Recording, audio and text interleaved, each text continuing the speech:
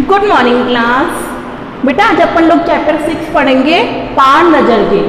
ठीक है, हिंदी रीडर में आपकी बसंत की बुक में चैप्टर 6। इसमें आपको मंगल ग्रह में जो रहने वाले लोग हैं उसके बारे में बताया गया है। ठीक है, कि मंगल ग्रह पहले तो जमीन के ऊपर रहता था, लेकिन अचानक सूर्य में परिवर्तन आ गया तो जमीन के नीचे रहने लगा। तो आप सबको अपनी अपनी बुक निकाल लेनी है। ठीक है, स्टार्ट करते हैं।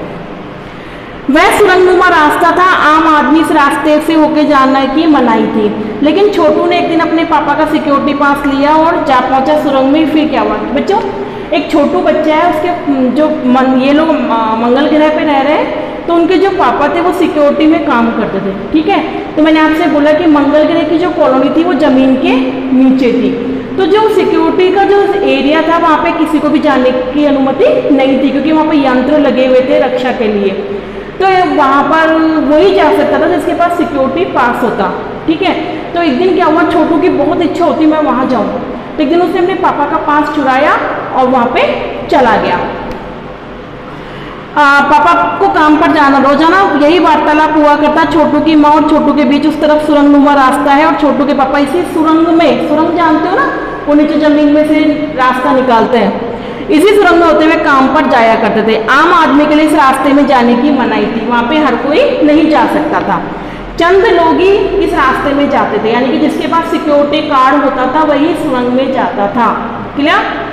आज छुट्टी के दिन छोटू के पापा घर में आराम फरमा रहे थे। नजर मचाकर चोरी छिपे छोटू अपने पापा का सिक्योरिटी कार्ड लेकर सुरंग में चला गया। वैसे तो उनकी पूरी कॉलोनी जमीन के नीचे बसी हुई थी। वह सुरंगनुमा रास्ता, अंदर दिए जल रहे थे, क्योंकि अंधेरा होता है ना सुरंग में, तो दिए जल रहे थे। और प्रवेश करने से पहले एक बंद दरवाजे का सामना करना पड़ा। एक दरवाजा बंद था, दरवाजे में एक खांचा बना हुआ था जिसमें कार्ड डाला, जैसे उसने सिक्योरिटी कार्ड डाला दरवाजा खुल गया, तुरंत दरवाजा खुल गया। छोटू ने सुरंग में प्रवेश किया, अंदर वाले खांचे में सिक्योरिटी पास आ पहुंचा था, उसे उठा लिया। कार्ड उठाते ही दरवाजा बंद हुआ, उसने अपना कार्ड उसमें डाला तो सिक्योरिटी पास उसे मिल गया और वो अंदर चला गया। यानी जमीन के ऊपर का सफर आने का मौका मिला। कहाँ रह रहा था वो? जमीन के नीचे, लेकिन पापा के उस कार से सुरंग से वो कहाँ आ गया? जमीन के ऊपर। मगर कहीं मौका हाथ लगते ही फिसल गया। सुरंग में जगह जगह यंत्रों की जानकारी छोटू को नहीं थी। उस जगह जगह यंत्र लगे हुए थे जिसमें छोटू कुछ भी नहीं जानता था। मगर छोटू के प्रवेश करते ही पहले निरीक्षक यंत्र ने संदेह स्थिति दर्शाने वाली हरकत की। जैसे उसने प्रवेश किया तो वहाँ जो यंत्र थे उनको थोड़ा शक हुआ। ठीक है, थोड़ा शक हुआ, इतने छोटे कद का व्यक्ति सुरंग में कैसे आ सकता है? वहाँ पे इतने यंत्र लगे हुए थे, रोज जो आ रहे थे उनकी पूरी जांच होती थी, तो यंत्र ने पहले ही शक कर दिया छोटू पे कि इतना छोटा सुरंग में कैसे आ सकता है। दूसरे यंत्र ने तुरंत छोटू की तस्वीर खींच ली। एक यंत्र ने शक किया और दूसरे यंत्र ने तस्वीर खींच ली, किसकी? छोटू की।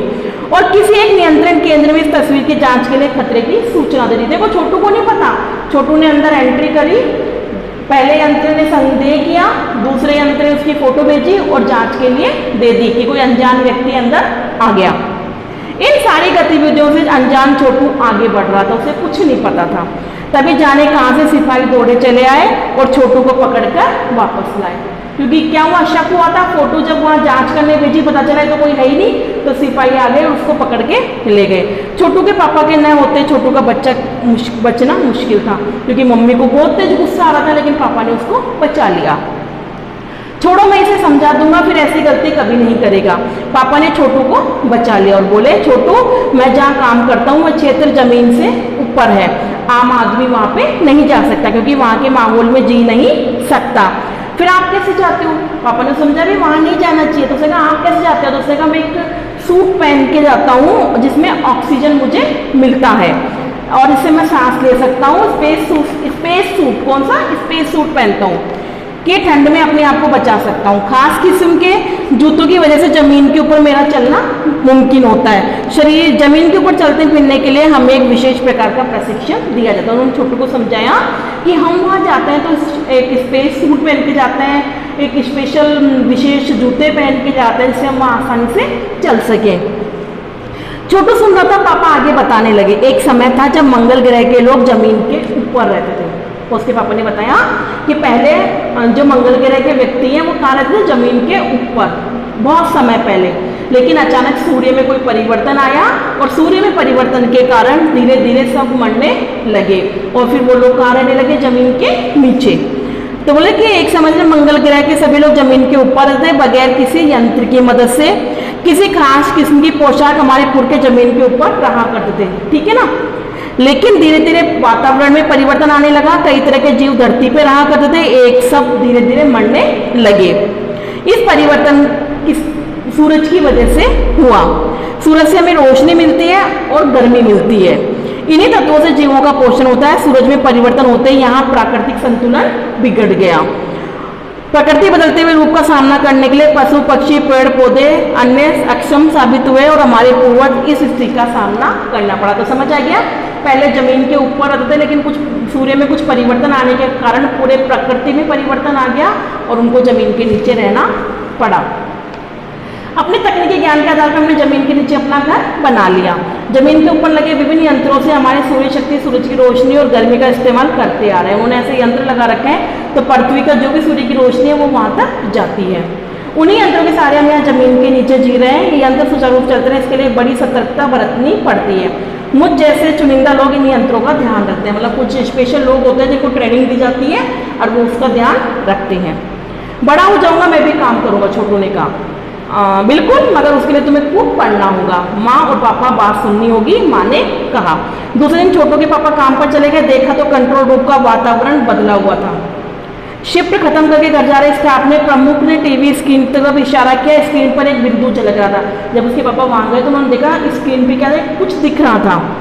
यह बताने लगा कि यह आसमान का तारा नहीं है, क्योंकि कंप्यूटर से पता चल जाता है कि यह अपनी अड़िग नहीं रहा। पिछले कुछ घंटों के दौरान उसने अपनी जगह बदली। कंप्यूटर के अनुसार यह हमारी धरती की तरफ बढ़ता आ रहा है। मतलब स्क्रीन पे कुछ ऐसा दिख रहा था, यान जो मंगल ग्रह की तरफ बढ़ रहा था। अंतरिक्ष यान को नहीं, छोटू के पापा ने अपना संदेह प्रकट किया। संदेह हमें भी है, आप इस पर बराबर ध्यान रखिए। छोटू के पापा सोच में डूब गए। क्या सचमुच अंतरिक्ष यान होगा? कहाँ से होगा? सौरमंडल में हमारी धरती के अलावा कौन ग्रह जीवों का अस्तित्व होगा? क्योंकि केवल पृथ्वी पे ही जीव रहते हैं, है ना, और तो कहीं रहते ही नहीं है। कैसे हो सकता है? और अगर होगा तो क्या इतनी प्रगति कर चुका अंतरिक्ष यान छोड़ सके? उसने सोचा कि मंगल ग्रह पे कोई छोड़ सके, इतनी कोई है क्या? वैसे तो हमारे पुरुषों ने अंतरिक्ष अनुप्रयोगों का प्रयोग किया है, मगर अब हमारे लिए असंभव है। इसके लिए आवश्यक मात्रा में ऊर्जा तो हो। काश इस नए मेहमान को नजदीक से देखा जाए। उसके पापा सोचे थे काश मैं इसको समझ सकूं, इसको देख सकूं। इसी तरह वह आगे बढ़ता हुआ आया। अब अंतरिक्ष यान से एक यांत्रिक हाथ बाहर निकला। जो यान था ना बच्चों, उससे एक यांत्रिक हाथ बाहर निकला और उसकी लंबाई बढ़ती ही जा रही थी। जो यान था उसमें से एक हाथ बाहर निकला और उस हाथ की लंबाई बढ़ती ही जा रही थी। छोटू के पापा ने अवलोकन किया, यानी कि उसको देखा। कॉलोनी के प्रबंध समिति की सभा बुलाई। अध्यक्ष भाषण दे रहे थे। हाल ही में जानकारी मिली कि 2 अंतरिक्ष यान हमारे मंगल ग्रह की तरफ बढ़ते चले आ रहे हैं। इनमें से एक अंतरिक्ष यान हमारे गिर्द चक्कर काट रहा है। कंप्यूटर के अनुसार ये अंतरिक्ष यान नजदीक के ही किसी ग्रह से छोड़े गए हैं। ऐसी हालत में हमें क्या करना चाहिए, इसकी योजना बनानी चाहिए। मतलब कॉलोनी की सबकी मीटिंग हुई कि हमें ये जो अंतरिक्ष यान आया इसके हम क्या करें। तो कॉलोनी की सुरक्षा की जिम्मेदारी 3 लोगों को दे रखी थी। तो नंबर 1 बोलता है, नंबर 1 पर थी। उन्होंने कुछ कागज समेटते हुए बोला, इन दोनों अंतरिक्ष यानों को जलाकर खाक कर देते हैं। नंबर 1 ने क्या बोला कि दोनों अंतरिक्ष यानों को जलाकर खाक कर देते हैं, मगर इससे हमें कोई जानकारी हासिल नहीं हो पाएगी। भाई अगर हम जला देंगे तो हमें पता ही चलेगा कहाँ से आया, किसने भेजा, ठीक है। अंतरिक्ष यान बेकार का जमीन पर उतरने पे मजबूर कर देने वाले यंत्र हमारे पास नहीं है, लेकिन हम तो बोले खत्म कर सकते हैं, उनको उतरने पे मजबूर नहीं कर सकते। हालांकि अगर ये अंतरिक्ष यान खुद ब खुद जमीन पर उतरे तो उन्हें बेकार कर देने की क्षमता हम पे अवश्य है। मेरी जानकारी अनुसार इन अंतरिक्ष यानों में सिर्फ यंत्र है, किसी तरह के जीव इसमें सवार नहीं है। तो नंबर 1 ने क्या कहा कि इसके अंदर केवल यंत्र लगे हुए, इस यान में कोई जीव जंतु नहीं है। अब नंबर 1 की बात सही लगती है। नंबर 2 एक वैज्ञानिक थे, वे बोले हालांकि यंत्रों को बेकार कर देने में भी खतरा है, इनके बेकार होते दूसरे ग्रह के लोग हमारे बारे में जान जाएंगे, इसलिए मेरी राय है कि सिर्फ अवलोकन करते रहना चाहिए। नंबर 1 ने तो क्या कहा कि या तो इसको जला दो या इसको नीचे उतार के इसके यंत्रों को खत्म कर दो। और नंबर 2 ने क्या कहा कि अगर हम खत्म कर देंगे तो दूसरे ग्रह के लोग हमारे बारे में जान जाएंगे, तो हमें केवल इसको देखना चाहिए कि ये क्या करता है, ठीक है। जहाँ तक हो सके हमें अस्तित्व को छिपाई को रखना चाहिए, क्योंकि हो सकता है जिन लोगों ने अंतरिक्ष यान भेजे हैं वे कल इनसे भी बड़े सक्षम अंतरिक्ष यान भेजे। हमें यह प्रबंध इस तरह रखना चाहिए कि जिससे हमें इन यंत्रों को गलतफहमी हो कि जमीन पे कोई चीज़ नहीं है। ऐसे समझ में उनका हमें ऐसा फील कराना चाहिए कि इनको लगे कि यहाँ पे कोई भी नहीं रहता। जिससे लाभ उठा सके। अध्यक्ष महोदय ने दरख्वास्त करता हूँ इस तरह का प्रबंध हमारे यहाँ किया जाए। नंबर 3 सामाजिक व्यवस्था का काम देखते थे।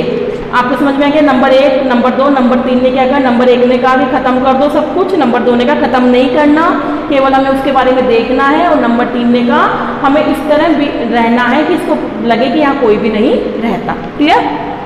कुछ दिन छोटू के लिए बड़ा महत्वपूर्ण था। पापा उसे कंट्रोल रूम ले गए थे। यहाँ अंतरिक्ष यान क्रमांक 1 साफ नजर आ रहा था। कैसा अजीब लग रहा है यहाँ, इसके अंदर क्या होगा पापा? छोटू ने पूछा। अभी नहीं बताया जा सकता, दूर से इसका निरीक्षण जारी है। अब उस बराबर हमारा ध्यान है और हर अंग हमारा नियंत्रण है। वक्त आने पर हम अगला कदम उठाएंगे। छोटू के पापा ने बताया। उन्होंने छोटू को एक कंसोल दिखाया। क्या दिखाया बेटा? कंसोल, जिस पर कई बटन थे।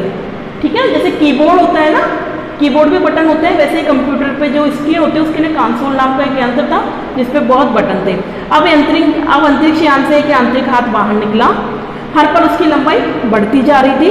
ये शायद जमीन पर पहुंचकर मिट्टी उकेरना चाहता था। मतलब वो अंतरिक्ष यान तो ऊपर था लेकिन जो हाथ था वो बाहर निकलता गया।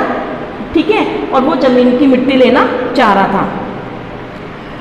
ये सब लोग स्क्रीन पर दिखाई दे रही थी। अंतरिक्ष यान की सरकत को ध्यान देख रहे थे, सिवाय एक के उसका ध्यान और कहीं था। छोटू को सारा ध्यान कंसोल पैनल पे था। कंसोल पैनल वही मैंने बताया इसमें बटन होते हैं।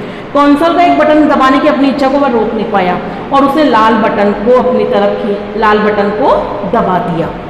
सहसा खतरे की घंटी बजी। सबकी निगाह कंसोल की तरफ मुड़ी। पापा ने छोटू को अपनी तरफ खींचते हुए एक थप्पड़ मारा और लाल बटन को पूर्व स्थिति में लाके रखा। मगर उस तरफ अंतरिक्ष यानों से यांत्रिक हाथ की हरकत सहसा रुक गई और यंत्र बेकार हो गया। उधर पृथ्वी पर national aeronautics and space administration यानी नासा द्वारा उस यान को भेजा गया था। जो अंतरिक्ष में वो मंगल ग्रह पे गया था ना, तो किसने भेजा था? नासा ने। मंगल की धरती पे उतरा हुआ अंतरिक्ष यान वाइकिंग अर्थात निर्धारित कार्य कर रहा था। हालांकि किसी अज्ञात कारणवश अंतरिक्ष यान का यांत्रिक जो हाथ था वो बेकार हो गया था। नासा के टेक्नीशियन इस बारे में जांच कर रहे हैं और यांत्रिक हाथ को दुरुस्त करने के प्रयास भी जारी हैं। इसके लिए कुछ दिनों बाद पृथ्वी के सभी प्रमुख अखबारों में छापा कि नासा के टेक्नीशियनों को रिमोट कंट्रोल के सारे बाइकिंग को दुरुस्त करने में सफलता मिल गई। यांत्रिक हाथ ने अब मंगल की मिट्टी के विभिन्न नमूने इकट्ठे करने का काम प्रारंभ कर दिया। पृथ्वी के वैज्ञानिक मंगल की इस मिट्टी का अध्ययन करने के लिए बड़े उत्सुक थे। उन्हें उम्मीद थी कि इस मिट्टी के अध्ययन में इस बात का पता लगा जा सकता है कि मंगल ग्रह पे जीवन है या नहीं। यह प्रश्न आज एक रहस्य बना हुआ है। तो आया बच्चा समझ में? इस पाठ को आपको ध्यान से पढ़ना है। बहुत अच्छा पाठ है बेटा, इसको ध्यान से पढ़ना है आपको। और इसके जितने हो सके 10 से 20 कठिन शब्द आपको लिखने हैं। ठीक है, थैंक यू।